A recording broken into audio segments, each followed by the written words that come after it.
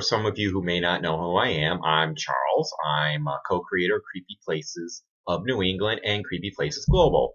Back with another vlog. I've been promising that I was going to talk about my paranormal experiences in my old apartment, and I will. But first note, aren't you all glad that the elections are finally over? Well, I did not vote for Trump. I didn't like Trump at all. I don't think he's qualified or anything. But I'll be honest, I got to a point where I just stopped caring. I didn't really care which candidate won before the election, Hillary or Clinton or Trump. And do I still feel that way? Yes, I still don't care that Trump won. I understand why people are angry. I think some people are being a bit overdramatic. Here's the cat going on top of my computer again. I think some people are being way overdramatic. But let's face it, Trump supporters will be doing the same thing right now with all the protests. They threatened to do it. Kind of like typical hypocrisy I saw in this election. So I'm hoping that his 4 years in office is fruitful and successful, because I think it'll be really stupid for it not to be, for me to wish it and for not to be. Because honestly, I don't know if it just made me apathetic, but everything, I just was like, I'm just so done. But I did vote, okay? So, enough said about that. I'm done with politics. So, let me tell you about my old apartment. This was in West Warwick. It was located further down Main Street in an area known as Crompton. Now, me and my roommate Jean lived on the third floor.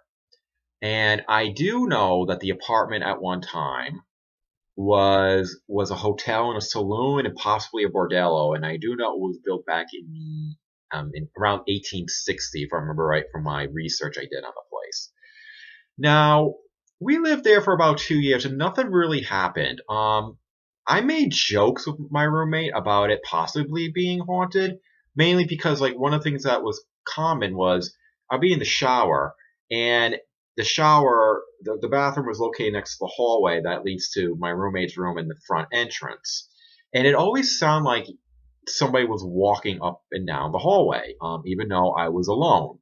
But that didn't really, didn't set off any alarms, because we figured it was just an old place and that it creaks.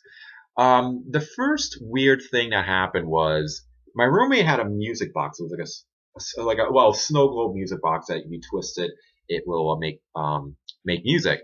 And it was located in like a glass case, and he hasn't used it in 15 years.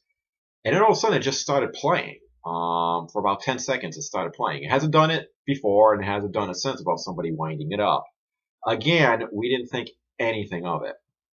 Now, let me just say, this was I lived in this apartment 4 or 5 years ago, but we've lived there for 8 years. So first 2 years there, nothing, just this minor stuff. Then one night, I'm in my bed. It's about 2 a.m. and I roll over.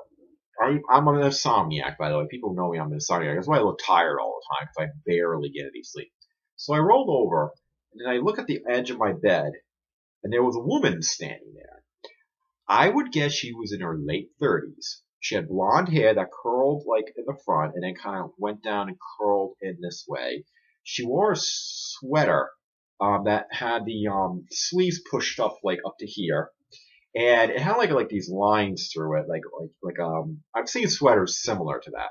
She just stood there. Now, one thing I got to mention is couldn't see her face at all. I mean, there was like I could kind of see some features, but it was like mostly like blank. And when I saw this woman standing there, I did this first, because, adjusting my eyes, and she didn't disappear.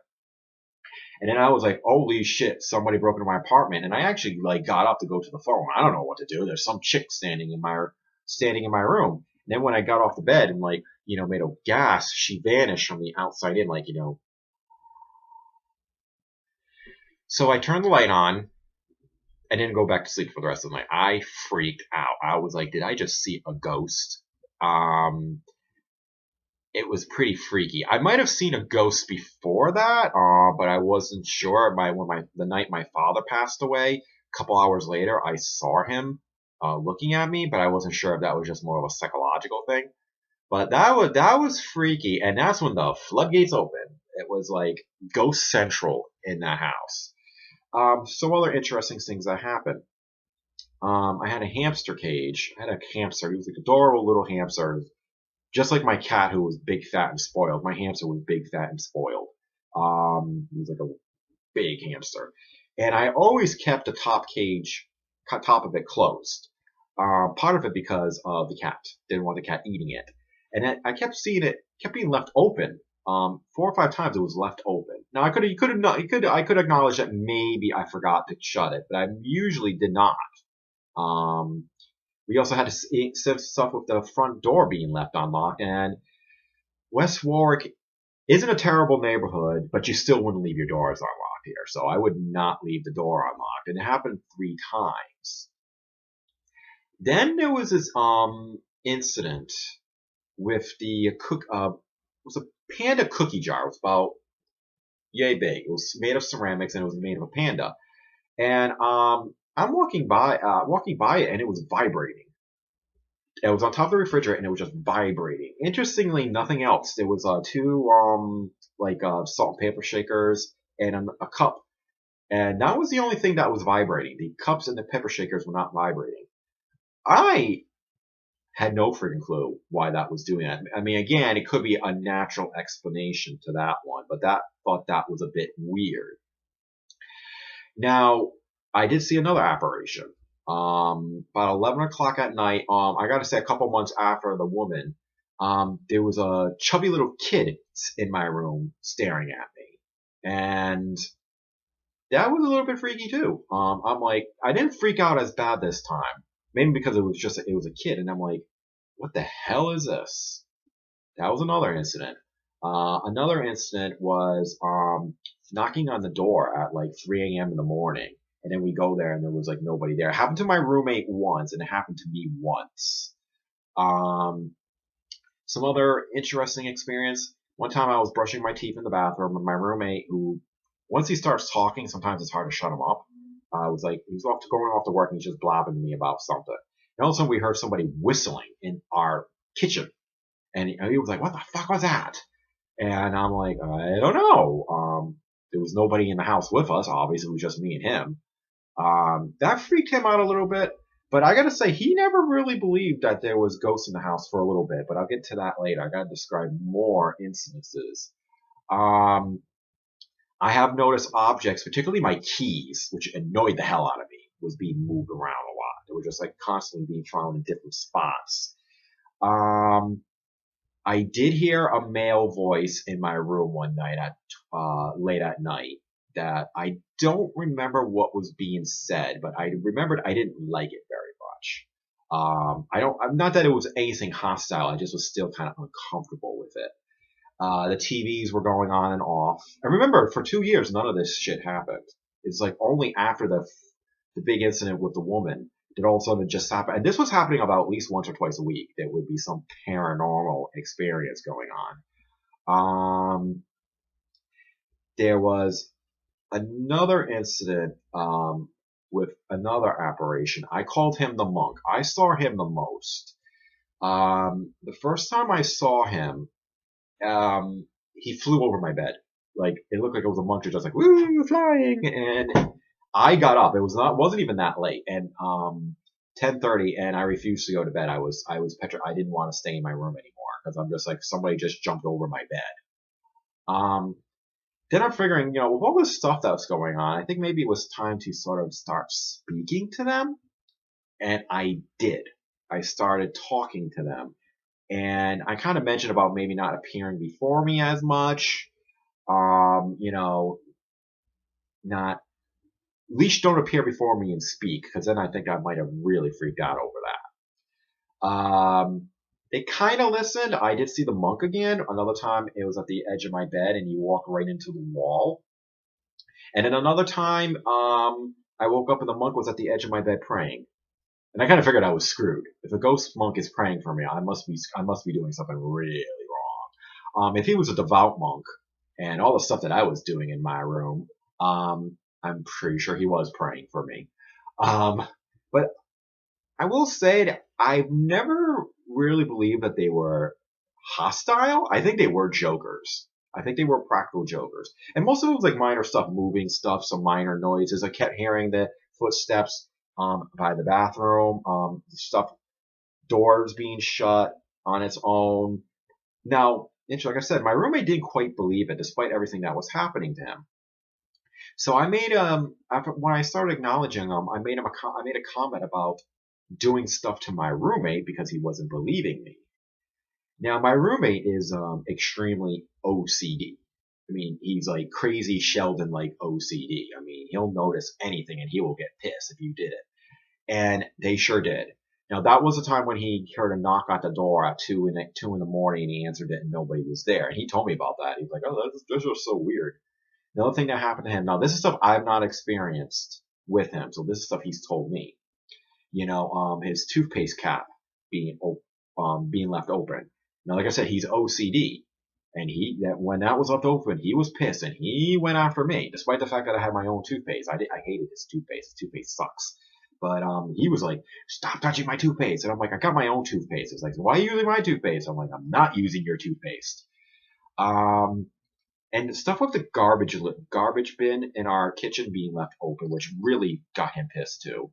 He also the globe would be spun, and he would get really ticked off. Now the problem with it was he was blaming me. I had a feeling it was our spirit friends just messing with him because it's really easy to do. You don't need to do much with my roommate to mess with him. Take his ashtray and move it an inch, and he'll be like, the first thing you do, he'll notice it and look right at it and move it. I tried it. It works. Um, People who know my roommate, he's kind of like that. So I kind of asked them to stop, and they did. But there was one more incident that happened. He saw the monk, and then he started believing that there were ghosts in the house. He walked into his room, and he said he saw a shadow by the bed that looked very much monk-like, moving into the wall, and so that kind of freaked him out. He's never really fully accepted that there were ghosts in our apartment, but he's open minded to it. He might be because he's Catholic, not to be mean to Catholics, but um, he generally does not believe in that. He thinks once you die, you either go to heaven or hell or purgatory, one or the other. You're not stuck into somebody's house. Um, Now I do remember hearing woman's voice in my room saying hello. That was another time, and then this went on for months. Like I said, little things and big things, apparitions, voices, and then little things like stuff being moved around and TVs turning on. Then it kind of slowed down a little bit, and then I kind of made a joke one time. Before I went to bed, I started talking to the spirits, and I said, "Hey, why don't you come by tonight and say hello to me?" I'll be honest, I don't even know what I was thinking. Pause. Sorry about that. I'll just cut that stuff out. Sometimes I will just completely redo the video, but you know what? Editing is fine too. So anyway, where was I? Okay, so I said that, and you know what? Looking back at it, sometimes I'm like, oh, why did I do that for? Because generally when they do appear before me, it's usually late at night, and I'm trying to go to sleep, and I'm in my bed being stared at by a ghost. So I would say it was about 11:30, and was asleep, and I woke up, and then I looked at the edge of my bed, and there was the monk standing at the edge of my bed going like this. So he said hello. There was one more incident of a spirit appearing in my room. Now that happened. It was about a year after all going on, but it started really slowing down. And for like the first couple months, it was a lot. Then I'm noticing things are not moving as much. The door, nothing's being touched. Not hearing any voices in the apartment. Things are not moving. Things are not falling as much. And then about a year after the first incident with the woman, another apparition, a totally different one, appeared in my room again. I don't know what it is about my room. Maybe there was more action in my room. My roommate doesn't really pay attention to anything, except for that one spirit he saw. He's never seen him, but I've been seeing him. Maybe because when he sleeps. I'm a light sleeper and I have trouble sleeping. Like I said, I have insomnia. This was probably about 3 a.m.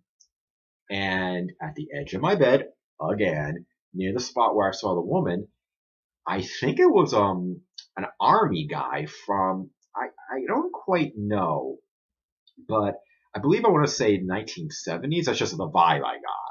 He was in a white shirt and camouflage type pants with the belt and everything, and he was standing there like this with his hands behind his back, like that, just like at like a military posture, and he didn't say nothing. And once again, I looked, and I didn't freak out this time, and he, vanished outside. And again, one thing about him and the woman and even the child, it was like, again, it wasn't, you couldn't really see much of their face. Like, you could see like the black spots where the eyes was, maybe a little slit with the mouth and a little bit of nose, and they didn't move. They were like mannequins. The monk, who I should describe was a little bit more transparent, was the one that moved. He would be like more of a stereotypical ghost. But the child, the woman, and the army dude. Here's the kitty. Say hi, kitty. Come on. Come, Joey. See, here he is. Joey. Hey, Joey, say hello to the camera. He runs everything around here, really. The cat's in charge. Anyway, now these were not transparent. They were solid. Like, they looked like they were people. Like, I could have taken this remote from Verizon and throw it at them, and I swear to God, it would have hit them. And even the way the light hit them seemed to almost like it was reflecting off of something solid, but they didn't move. And the one that was transparent and more ghost-like was the one that moved. And he was the only one that ever moved. The other ones did not. So I don't know if that means anything. I think it was kind of interesting that for a while that there was, I was seeing all these ghosts. And then after him, there was one more minor incident. Something was moved, I believe, if I remember right. The last incident was an owl. It's like a statue of an owl that moved like a foot from where it was. We didn't see it, but it moved, and it was in a different spot. And of course, my roommate's like, "Why did that move?" Blaming me, of course. And then it stopped. We lived there for another 3 years. There was a couple minor incidences. Once the TV would turn on by itself, and we heard once or twice the footsteps moving, but that was it. Nothing else for the last of the 3 years. And I think it was like only those 3 times. That was it. Some people, wondered, well, was there something going on with the house? So there was issues with the roof constantly being worked on because my landlord didn't like fixing the roof, despite the fact that it would leak.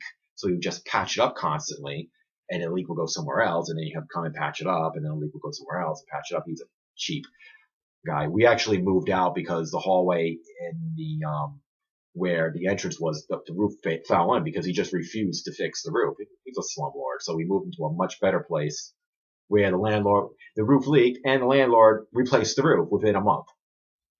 Talk about differences in landlords. Anyway, that's a totally different story. Now, I don't know who these spirits were. I often had wondered if the woman was named Mary, but I can't count that as a paranormal experience because the incident that I have where I thought she was telling me her name was more of a dream rather than something that happened. So that I don't necessarily count that as a paranormal experience, but I do remember a day after I saw the woman, I had this dream with her telling me her name was Mary. And most of the rest were just like instinct. Like I'm assuming the army guy was something from Vietnam, believe it or not. I just got that gut feeling he was from Vietnam. And I always had the feeling that the boy was, one, the son to the mother, and two, to the woman, and two, he was the one that was opening up the hamster cage. I don't think he was being harmful. I just often the way the hamster reacted a lot. During those instances, he didn't like being touched because he'd be like jumping like that, like he was scared. I almost like wondered if the boy was playing with him in a not harmful manner, but playing with him. As for the cat did at times seem to be chasing something that was not there. This is a little bit different. It's not necessarily connected to the house, to the apartment, but there was a ghost cat that I saw twice in the house. Except that it's different because it was my cat, Baron, that I had like when I was a kid, and he died. He appeared in my new apartment once. Because I remembered when I moved, cat scratching the chair now. Like I said, he's such a good cat. I think I'd rather have the ghost cat than him at this moment, though. Anyway, before I moved, I remember shouting out to the cat, because, Baron, his name was Baron, it's like, I'm moving, make sure you come with me. And I did see him once in the new apartment. I think he's around here and there, but I don't think he's around a lot. So that was the story of my paranormal experience at my old apartment on Main Street. Interesting note, one Halloween, during the time, my roommate tells me there's all these people outside with candles. And I'm looking outside. It wasn't like Halloween, but it was like a week before Halloween. Here comes the cat. He's going to jump on top of the desk again soon. I love that cat. Can't you tell? I look outside, and there was literally like a group of people in front of our apartment building holding candles. I think they were fake candles, but they were still holding candles. Now, interestingly, years later, I was talking to this woman who I met at the Nathaniel Green Homestead, mentioned that they did ghost tours in the area, and one of the stops was my apartment. Another interesting note is the neighbors directly below me believed that they had a ghost in their apartment of a little girl. I never saw a little girl on my apartment, but they kept saying that they heard whistling and that they would see a little girl in their apartment who would move things occasionally. So that's the narrative to my haunted apartment. This new place isn't haunted except for that ghost cat, but that Baron was just letting me know he followed me here. Um, um, Kind of a bummer, huh? It's not really much of a haunted apartment. This apartment isn't as old, but that doesn't really necessarily mean nothing. But I've never once felt like this place was haunted at all. So tell me what you all think. What did you think of this story? There was a lot of little details that I have written down somewhere, but I can't seem to find it when I was writing everything down. Took a calendar and wrote all the instances down, and there was a lot of instances. And but I just remember all the big ones, and that kind of got me interested in doing the paranormal, and I started doing. Eventually, soon after, started doing creepy places of New England. Yay! So if it wasn't for the ghosts in my old apartment, I wouldn't be talking to you all right now. So, anywho, I will be back next month. I'm coming up with another idea for another vlog. Probably, I might call it. I might deal with a ghost picture that I got, or the ghost pictures that I've caught, which isn't that many, but I've caught some really good ones. So anyway, this month, there will be another creepy places, from Scotland. So, keep an eye out, probably after Thanksgiving. But having said that, have a good day, and if I don't see you all before then, have a great Thanksgiving for all my American friends. And for all the people around the world, still have a happy Thanksgiving, but you can do it whenever you want.